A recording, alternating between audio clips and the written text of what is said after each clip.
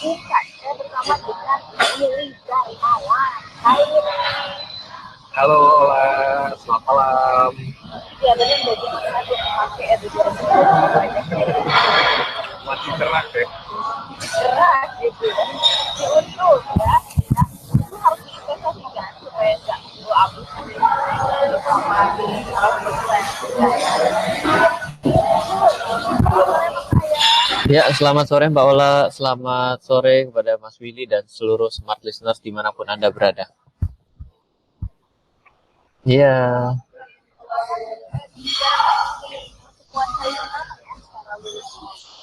Iya, kedua kayaknya udah 2 kali. Siap. Akur, iya siap. Oke. Ya.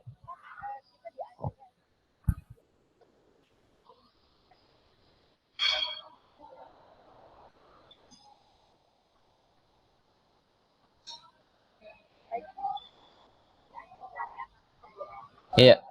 Iya, iya.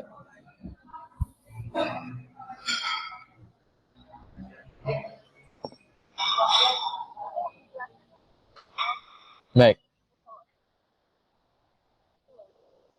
Iya.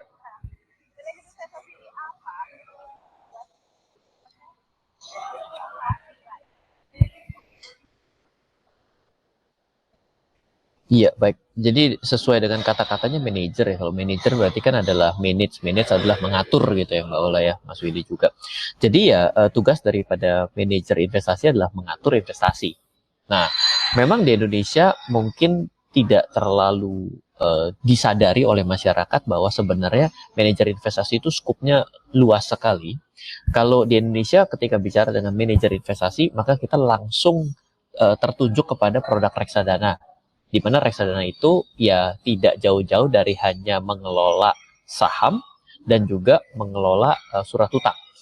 Nah, sebelum saya akan lebih jauh, manajer investasi itu kalau di Indonesia perlu ada suatu sertifikasi untuk menjadi pribadinya manajer investasi.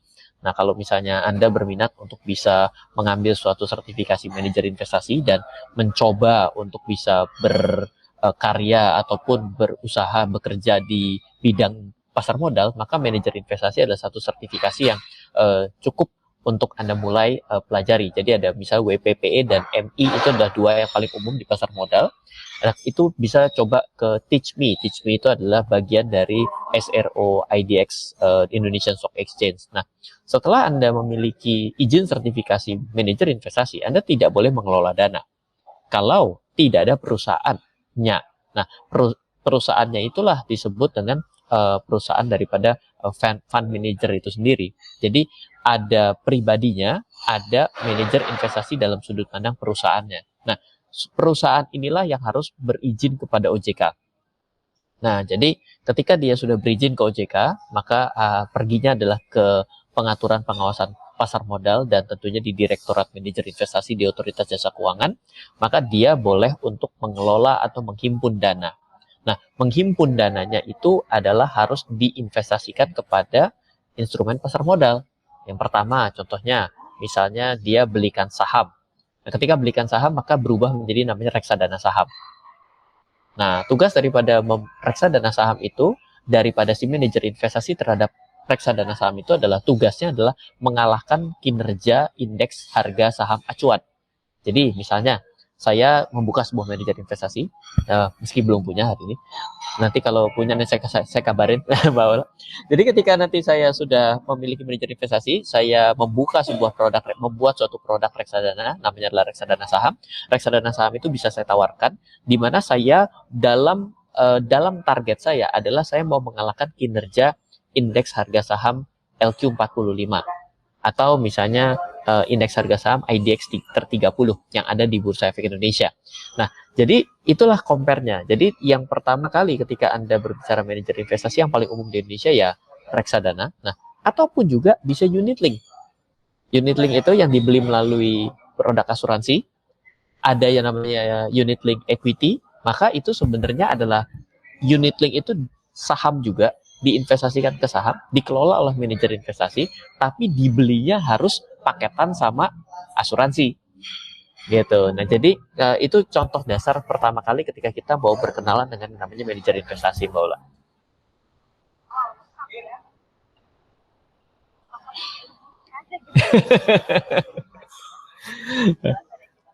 ada ada yang menarik di dunia sebenarnya manajer investasi bisa saja mengelola emas, bukan hanya mengelola saham. Ya,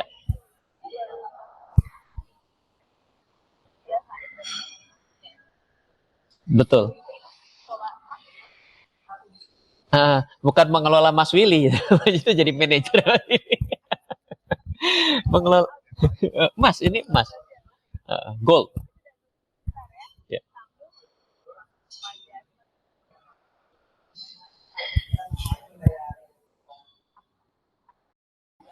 iya, siap. Iya,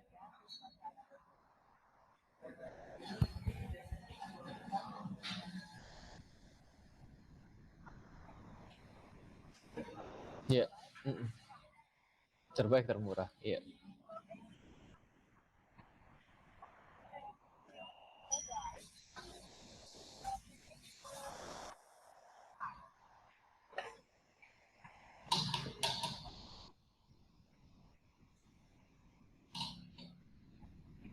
Iya, iya, iya. Iya, jadi kalau berbicara mengenai fund manager, manajer investasi, maka sudah pasti harus terdaftar di OJK. Kalau misalnya tidak terdaftar dan diawasi OJK, berarti ya dia ya apa ilegal atau menghimpun dana tanpa tanpa izin seperti itu ya. Apalagi diinvestasikan pada saham gitu ya. Lalu misalnya nih ya, lagi rame juga buat smart listener tahu, itu juga nama saya juga suka dicatut di grup-grup Telegram gitu, itu namanya grup titip dana. Nah, tiba-tiba bilang katanya titip dana 1 minggu menghasilkan berapa, itu sudah pasti ilegal. Kenapa? Karena penitipan dana dengan ditransaksikan saham itu sebenarnya tidak diperbolehkan karena dipuling pada satu tempat. Itu tidak diperbolehkan gitu. Jadi itu menjadi awareness. Nah, kalau ditanya sebagaimana yang terbaik, sebenarnya ada banyak sudut pandang. Yang terbaik saya selalu bilang adalah manajer investasi itu kan adalah supir ya. Artinya supir ini ditugasi untuk mengendarai keuangan kita sampai pada suatu tujuan. Jadi jangan selalu fokus kepada yang untung, tapi yang kita perlu lihat adalah bagaimana mereka dalam masa-masa yang sulit melakukan strategi-strategi. Nah, ini juga penting. Jadi ketika nanti Anda mau memilih manajer investasi, Anda lihat produknya, di mana produknya untungnya besar, itu sebenarnya satu poin yang unggul gitu. Tapi di balik satu keunggulan yaitu untung besar, pasti akan ada resiko yang tinggi. Nah, di bagian itulah Anda harus lihat biasanya pada saat masa-masa yang sulit, misalnya seperti market yang terjadi turbulensi dari penurunan 2018 menuju tahun 2021, di sini terlihat banget yang mana manajer investasi yang tahu apa yang bisa mereka lakukan. Nah, ini justru yang harus menjadi poin yang penting. Nah, kalau Mbak Ola tadi bilang, Mas Ryan, saya mau cari yang murah. Nah, ini murah ini sulit gitu ya.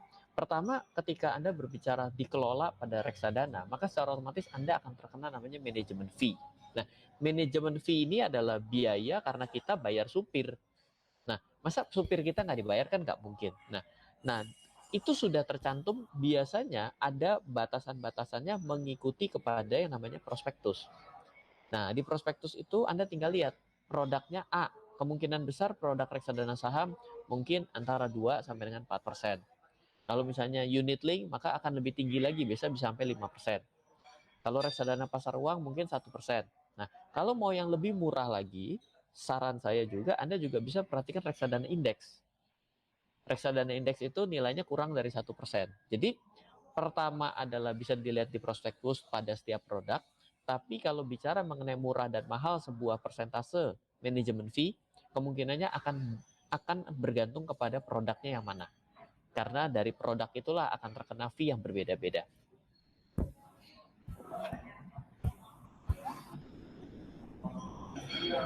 Betul, betul.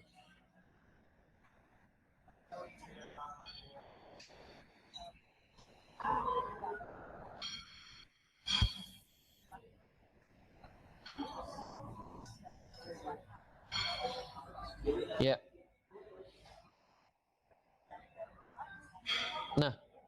Mm-mm.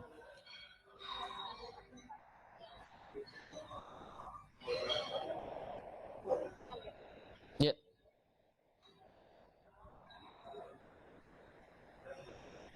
betul.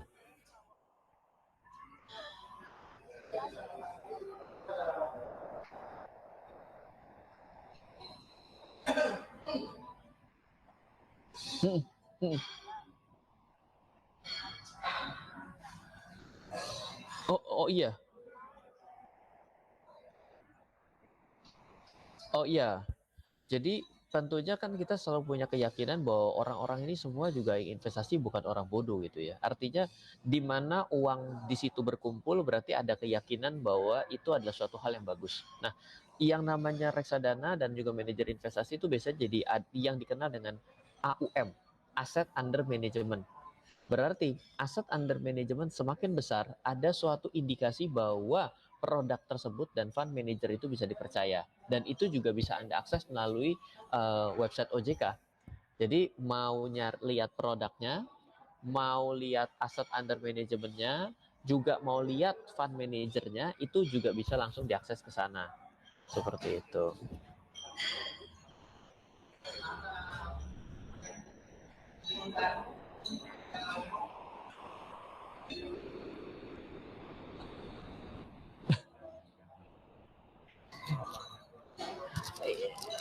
Iya, sebenarnya kalau misalnya tidak terpercaya dan tidak tersertifikasi ya sebenarnya pasti lebih sedikit yang tersertifikasi.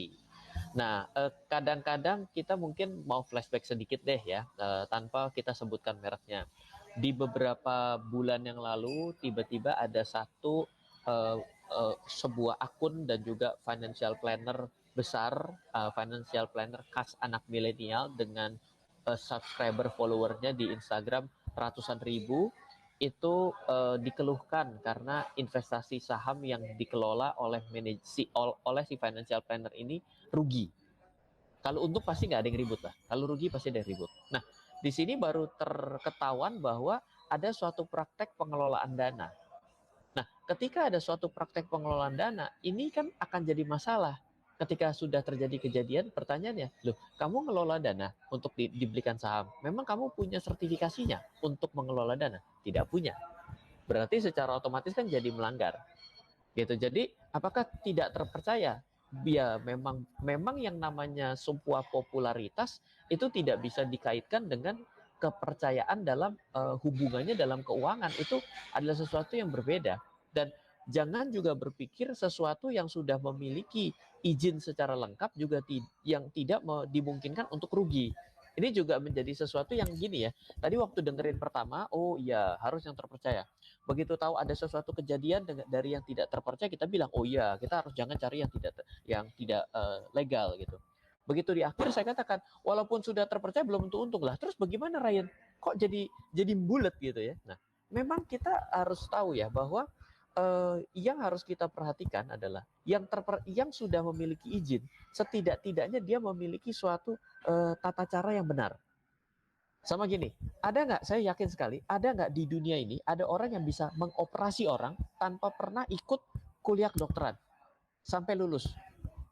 Kalau Anda jawab tidak ada, maka saya jawab, kakek saya ada. Kakek saya itu dokter, dia menjadi mantri, karena zaman Belanda dulu, dia itu hanya menjadi mantri membantu dokter Belanda.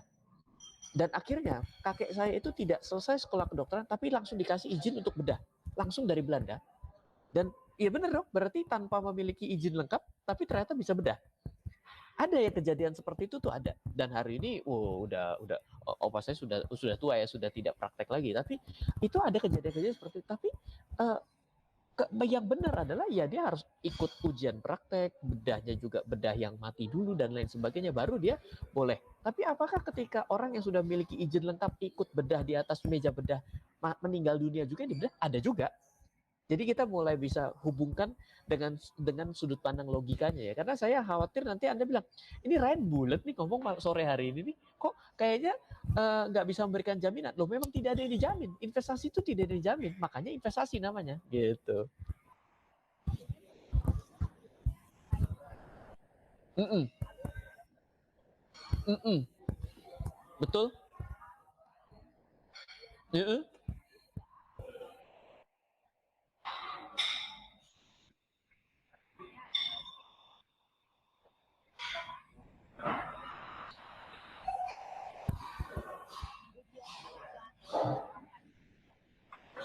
Loh, itu yang Tanjung Priok kemarin yang co-drivernya itu umur 13 tahun nyetir truk ayo.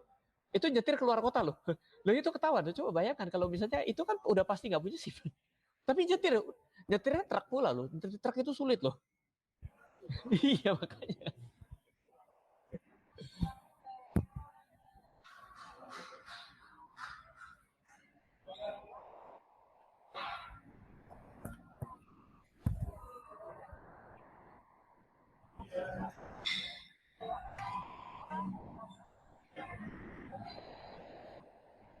Ada, peluang itu ada.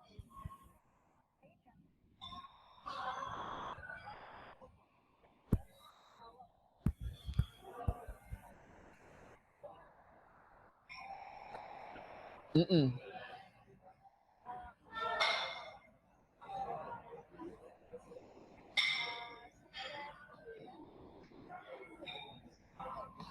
Mm-mm.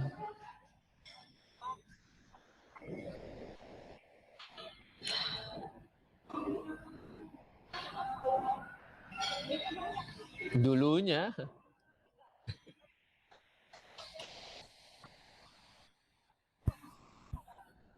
Iya, iya.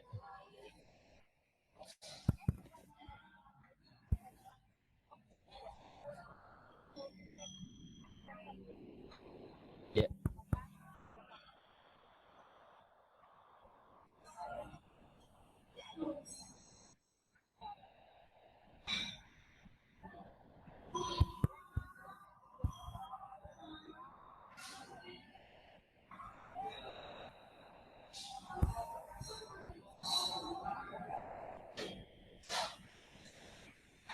Properti. Iya.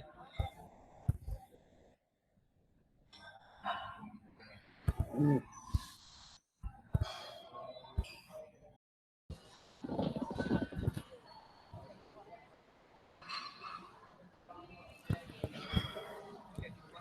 Iya.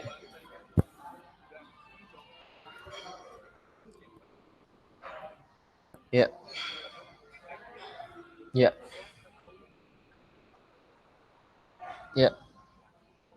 Iya, jadi sebenarnya di manajer investasi di fund manager Anda sebenarnya punya banyak sekali pilihan dalam berinvestasi di sana. Yang secara umum orang cuma tahu, oh kita bisa beli reksadana saham ya di sana ya. Tidak hanya itu, ada juga reksadana obligasi atau reksadana surat utang, namanya reksadana pendapatan tetap, ataupun yang dicampur antara saham dan obligasi namanya adalah reksadana campuran, ataupun untuk sesuatu yang surat utang yang kurang daripada 1 tahun jatuh temponya itu disebut dengan reksadana pasar uang. Tapi ada juga Anda kalau mau membeli indeks.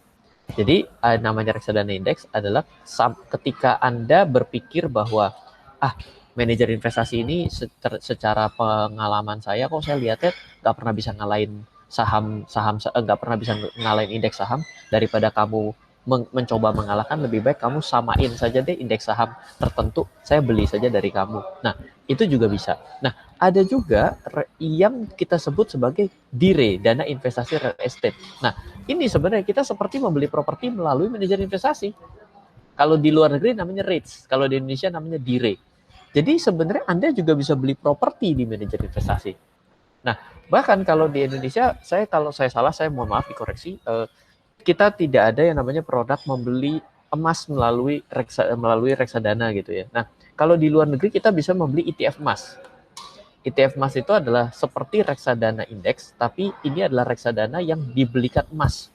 Jadi kan kita misalnya kalau beli emas secara gram-graman kan mahal ya. Kenapa? Karena akan ada selisih antara beli dan jual, ada biaya cetak, ada biaya titip, ada biaya ini dan itu. Nah, ketika Anda membelikan melalui fund manager ini kan membeli dalam jumlah uang yang lebih besar. Sehingga secara otomatis akan mendapatkan proporsi harga yang lebih baik. Nah, itu ada yang namanya ETF emas seperti itu di luar negeri. Jadi fund manager punya produk juga tuh. Jadi sebenarnya boleh dibilang Anda kalau pergi ke fund manager itu bisa banyak hal. Bahkan Anda bisa membeli jalan tol melalui fund manager. Jadi ada reksadana yang basisnya itu adalah sektoril. Itu juga ada gitu. Tapi ini memang tidak terlalu umum di Indonesia. Jadi sebenarnya betul seperti kata Mbak Ola di awal bahwa yang namanya orang pergi kepada fund manager itu bisa investasi apapun. Seperti itu.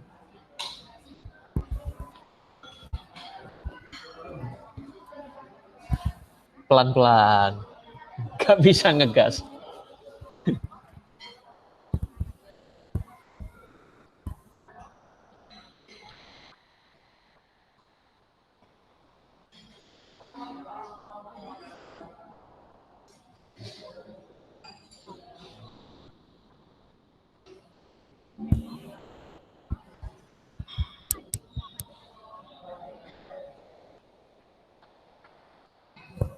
Iya.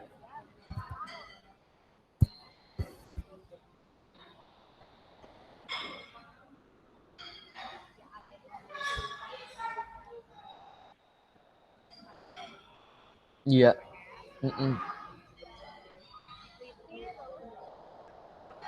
Iya, iya, iya. Iya. Baik, jadi kalau dibahasakan secara umum begini nih, misalnya saya sama Mbak Ola sama Mas Willy tiba-tiba gini, Mbak Ola bilang, Mas Ryan kan katanya jago nih, main saham nih, trading nih. Saya emang nggak ngerti, saya titipin duit aja deh ke Mas Ryan. Ya, terus saya jawab gini, iya oke, ini nomor rekening saya gitu. Terus Mas Willy juga, oke. Nah, sebenarnya kalau dibilang melanggar itu ya karena kita bilateral ya antara Mbak Ola dan saya sih sebenarnya tidak bisa disebut pelanggaran. Tapi kalau ini saya komersialisasi, saya bicara kepada seluruh orang, itu jelas menjadi pelanggaran. Tapi ketika kita lakukan secara bertiga, itu juga bisa jadi masalah di kemudian hari. Misal begini, ternyata loh ya, amit-amit saja, ternyata saya meninggal dunia. Misal, apa yang terjadi? Ternyata tiba-tiba Mbak Ola datang, ketemu istri saya. Itu uang saya ada di tempatnya Ryan. Loh, saya nggak tahu. Ini semua ada di sini ya uang saya. Loh, saya masukin 200 miliar loh di sana. Misal Mbak Ola begitu. Ini bukti transfernya. Tapi uang sudah nyampe tempat saya, tetap bisa diklaim sebagai uang saya loh. Jadi masalah tuh. Jadi masalah. Untung pun masalah, kalau rugi pasti ribut. Kenapa? Karena Mbak Ola bilang, loh, kan katanya Mas Ryan jago. Kalau jago mah nggak pernah rugi dong. Kan awalnya nggak ada penjelasan mengenai rugi dan untung. Saya taunya Mas Ryan untung. Jadi masalah juga. Nah, jadi ketika kita berada di dalam suatu areal yang sifatnya bilateral, dua belah pihak saja, sebenarnya dibilang melanggar ya enggak, karena dua belah pihak sepakat kok. Tapi ketika ini menjadi sesuatu yang berlanjut dengan adanya use case turunannya, pengelolanya meninggal, ternyata rekeningnya diblokir karena saya mungkin terkena pencucian uang, tiba-tiba loh itu uang saya. Lah gak bisa dong, saya kan gak ikut-ikutan cuci uang gitu. Masalah juga.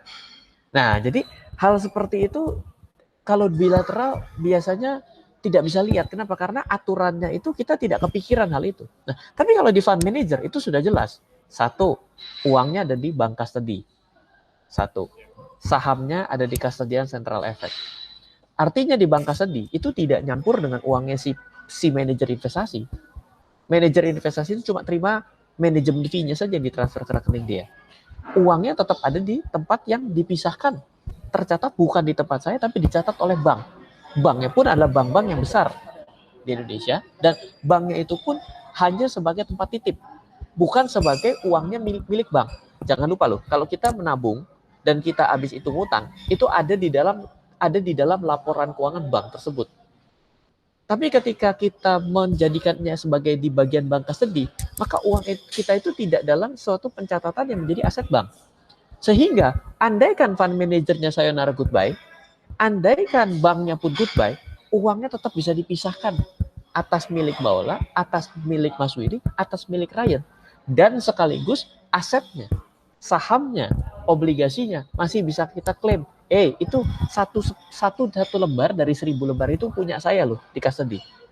Itu punya saya loh. Nah, itu masih bisa digitu. Tapi kalau kita modelnya kayak tadi itu bilateral antara saya Mbak Ola, nah susah. Kita nggak ada terlalu banyak blind spot yang kalau kita berdua tanpa sebuah framework yang jelas, aturan yang sudah di-checklist oleh OJK, itu kita tidak bisa lihat itu dengan sangat tepat. Tapi bukan artinya sudah sangat tepat tidak adanya pelanggaran. Jangan lupa loh, aturan dibuat bagi sebagian orang memang dibuat untuk dilanggar. Mereka cari caranya bagaimana seperti seolah-olah legal, tapi dia melakukan praktek yang ilegal. Itu always ada dalam hidup kita. Mungkin menjadi lebih jelas ya.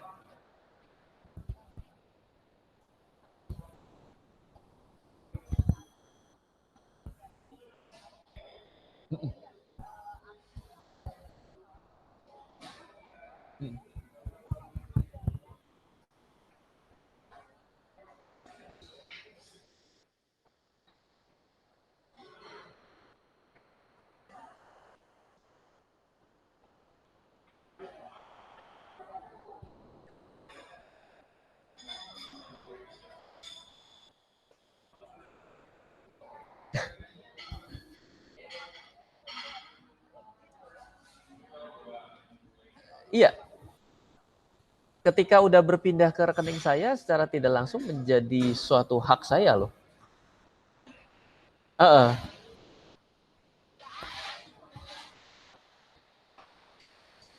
Kalaupun ada, berapa banyak blind spot yang bisa kita mitigasi di awal, bisa kita kira-kira di awal. Satu, pencucian uang, misal APU PPT terorisme, lalu habis itu praktek-praktek dalam pengelolaan. Misalnya saya boleh membeli saham-saham tertentu tapi tidak boleh membeli saham-saham tertentu. Apakah saya boleh menggunakan faktor leverage atau margin? Ini tidak atur juga. Tahu beres doang ya udah bablas beneran. Itu susah untuk kita baca. Yang mana saya pun juga berkecimpung dalam hal ini sehari-hari gitu. Tapi kalau saya disuruh sebutin aturannya, waduh, bingung juga. Nah, yang paling repot lagi juga ada di bagian satu adalah etika. Nah, etika ini repot. Kita etika itu ada etikanya loh dalam pengelolaan investasi loh. Nah, yang gini begini tuh menjadi kalau nggak salah modulnya ada 9 kalau WMI. Kalau nggak ada 9 ada 5, saya lupa. Tapi nanti saya ingat lagi.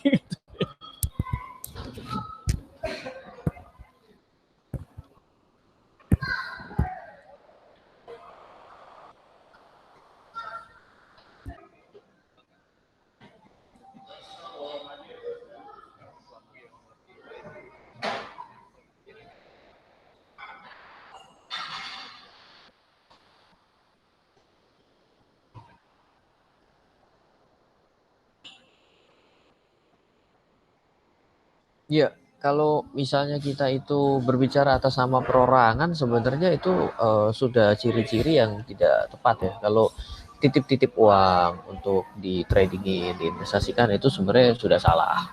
Yang kedua, kalau misalnya kita kepada perusahaan gitu ya, kita harus lihat juga ini diinvestasikan kemana. Kalau misalnya diinvestasikan ke produk-produk pasar modal itu dan hanya memiliki izin PT itu pun sudah pasti salah. Kenapa? Karena harus ada suatu izin daripada otoritas jasa keuangan sehingga kita bisa menghimpun dana.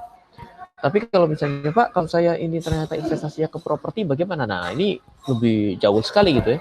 Propertinya ini berbasis apa? Berbasis real ya, artinya dibangunin dari tanah sampai nanti jadi sertifikat dikasih ke kita. Nah, ini kalau menurut saya salah satu clue-nya kita itu berada di tempat yang jelas untuk properti itu adalah kalau si developer tersebut, si PT tersebut bisa disupport oleh bank. Kenapa? Karena secara tidak langsung banknya itu kan yang menjadi screener pertama kepada si developer tersebut. Jadi walaupun kita misalnya mampu bayar tunai, kalau misalnya Anda suka sekali dengan sebuah properti, tapi Anda rada-rada worry, caranya untuk treatment adalah Anda ngambil dalam bentuk KPR atau KPA-nya kepada bank. Walaupun Anda nanti ambilnya cuma 2 tahun cicilannya, 2-3 tahun untuk cicilannya, tanpa sadar Anda sebenarnya sedang melakukan due diligence melalui bank tersebut bekerja sama dengan developer Anda. Nah, jadi kalau itu di dalam sektor real gitu ya. Tapi kalau misalnya di dalam capital market itu sudah tidak ada tedeng aling-aling lagi bahwa tanpa dengan menggunakan izin dan restu terdaftar dan dewasa OJK, sebenarnya Anda harus hati-hati karena setiap kerugian sebenarnya ditanggung oleh kita. OJK itu hanya memberikan suatu checklist dan berusaha untuk memitigasi sesuatu yang sudah pernah terjadi sebelumnya. Jadi jangan Anda berpikir bahwa OJK akan menanggung kerugian Anda ya, karena nggak ada itu seperti itu. Tapi yang jelas adalah OJK itu secara tidak langsung sudah membuatkan checklist yang cukup berat untuk dipenuhi, sehingga pada akhirnya kalau yang abal-abal, yang memang belum saatnya comply, itu akhirnya akan minggir sendiri karena dia merasa tidak mampu untuk memenuhi standarisasi yang diminta oleh regulator terkait. Seperti itu.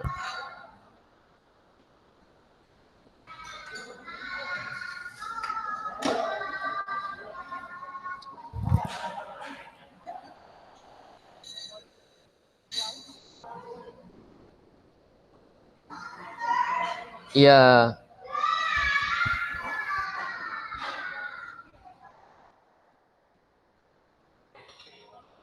Hmm.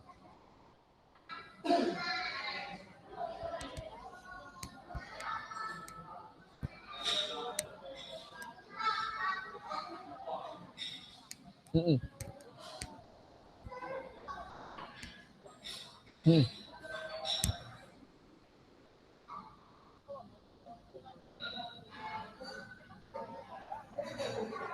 Iya, iya, iya.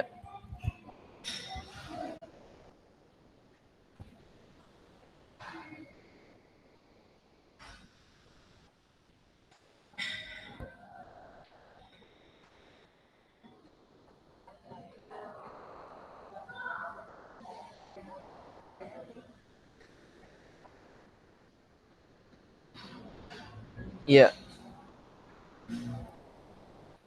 Iya, jadi baik di tempat yang legal atau ilegal pasti ada proposal dan ada suatu kalkulasi hitungan ke depan yang disebut dengan forecasting lah atau suatu statistik ke depan yang sedang dia buat gitu ya. Tapi memang kalau Anda mau baca lebih ngeri lagi, Anda buka prospektus, maka Otoritas Jasa Keuangan memiliki statement yang sifatnya default dengan kata-kata seperti ini kira-kira.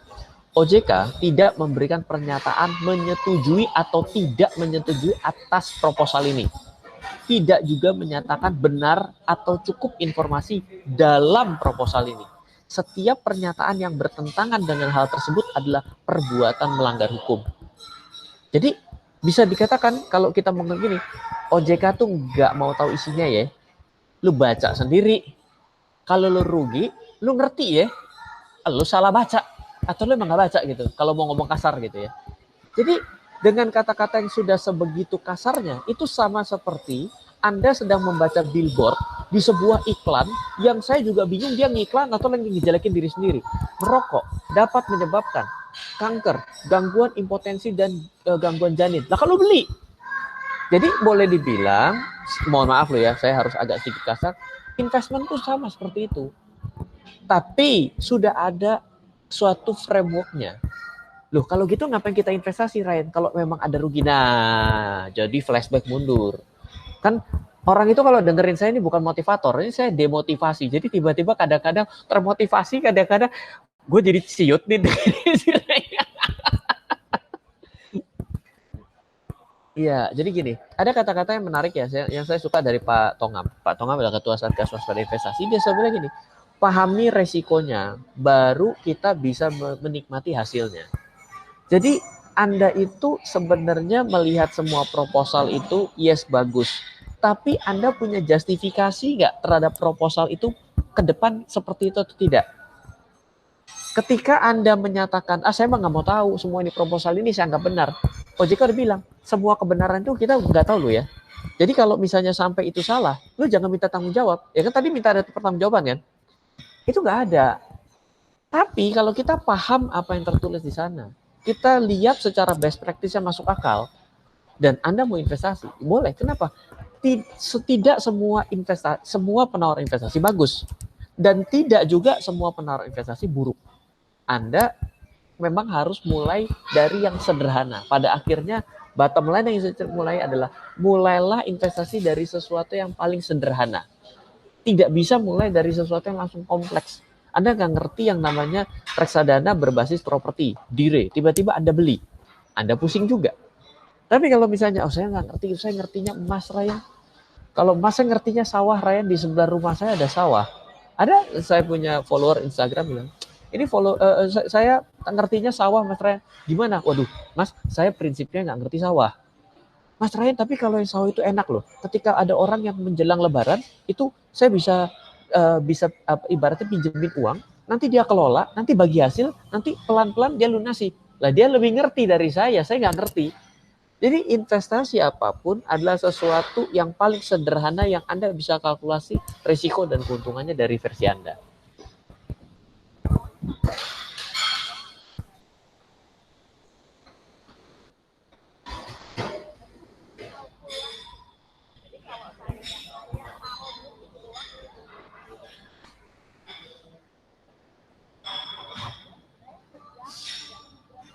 Betul.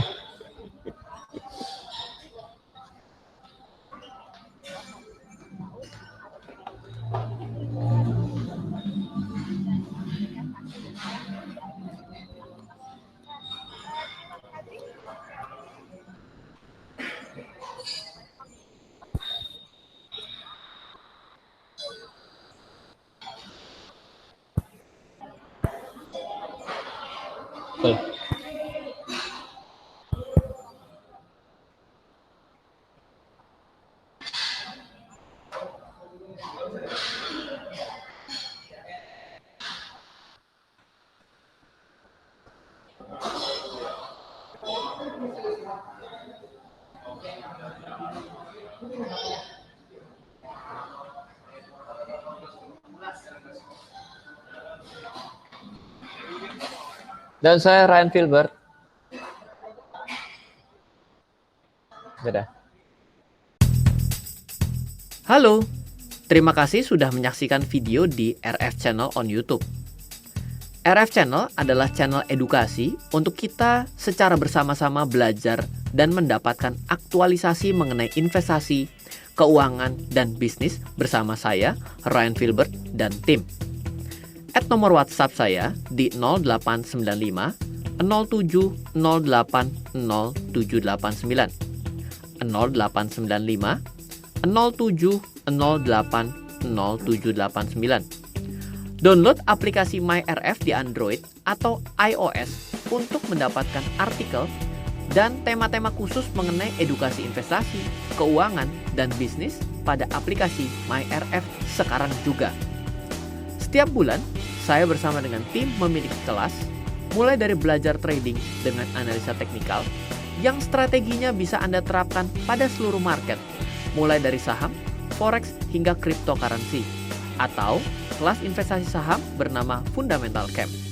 Untuk mengetahui kelas lainnya dan bertanya mengenai kelas, hubungi tim sekarang juga di 0852 882 6187. Sekali lagi, 0852 882 6187. Semoga terus bermanfaat. Dari saya Ryan Filbert, salam investasi untuk Indonesia.